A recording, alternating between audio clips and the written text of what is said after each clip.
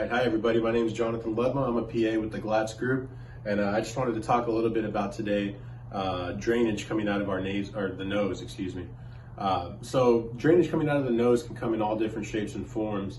You know, whenever we think about the nose, we think about just mucus discharge. We can think about blood, but today what I'm really focusing in on is going to be clear, watery discharge.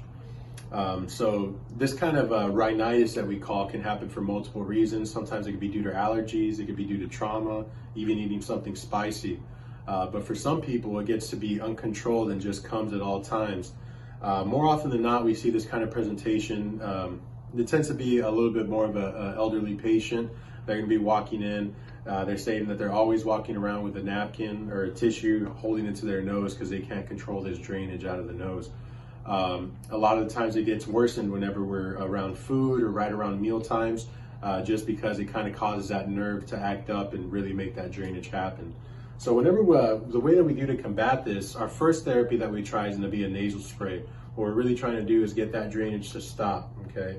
Usually it's going to happen over behind this area in the middle turbinate with what we call the sphenopalatine nerve.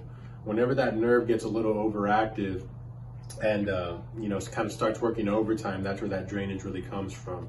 If we do get a positive response out of the nasal spray, then you'll be a candidate for what we call the Clarifix procedure.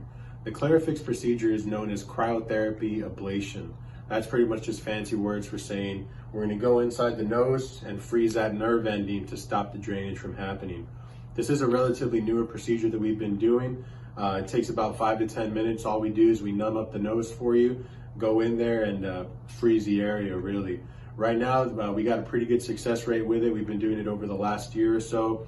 And if you feel like this is an issue that has been bothering you, go ahead and come on in for a consultation. We'll be happy to help you. You'll be glad you did.